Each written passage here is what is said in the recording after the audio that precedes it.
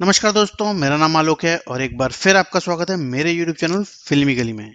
Lockdown के दिनों में सारे सिनेमा हॉल और एंटरटेनमेंट के सोर्स बंद हैं। सिर्फ एक ही मेजर सोर्स है, वो है OTT प्लेटफॉर्म्स।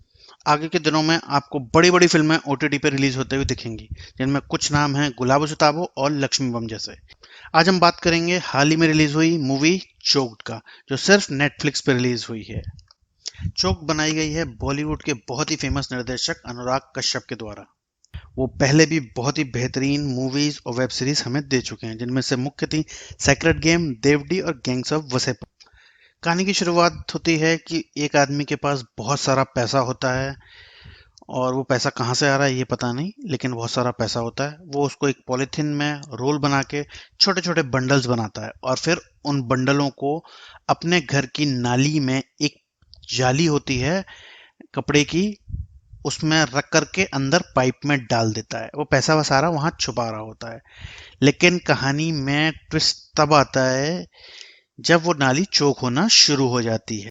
यहाँ से कहानी की शुरुआत होती है। सरिता जो मुख्य पात्र हैं, ये एक मिडिल क्लास फैमिली में रहती हैं। ये एक बैंकर हैं जो सुबह 10 से 5 का जॉब करती हैं।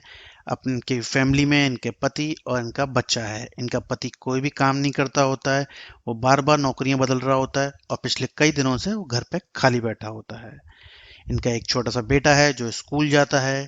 तो ये बैंक जाने से पहले सबके लिए ब्रेकफास्ट लंच बना के रखे जाती हैं, सबको अपने डब्बे दे के जाती हैं। इनका पति इनके घर के किसी भी काम में हाथ नहीं बटाता है। वो हमेशा पड़ोसियों के साथ कैरम खेलता रहता है या इधर उधर टाइम पास करता रहता है। इस कहानी में उसकी एक ताई होती है जो उसके फ्लैट के बिल्कुल नीचे रहती है, और एक पड़ोसी भी होते हैं।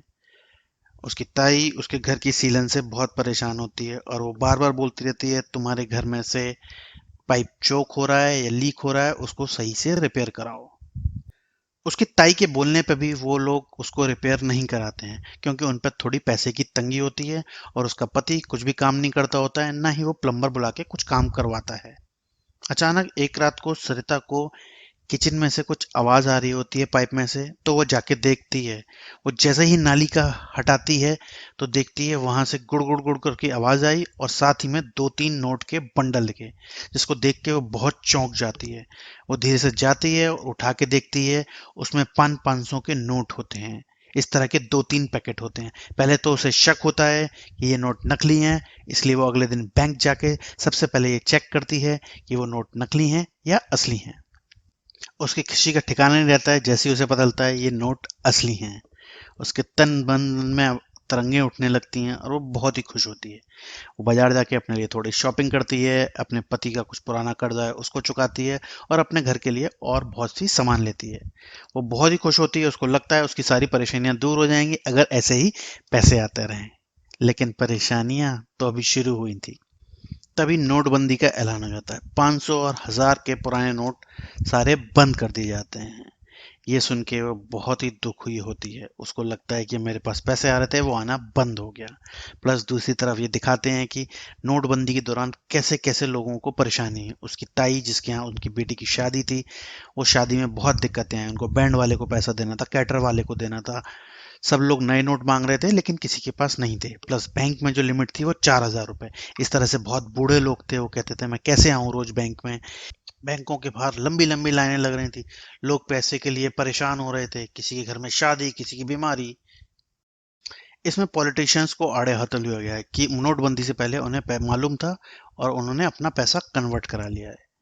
साथ ही साथ गवर्नमेंट की नीतियों पर भी सवाल उठाए गए हैं कि नोटबंदी के दौरान जो लोगों को परेशानियां हुई उसका क्या।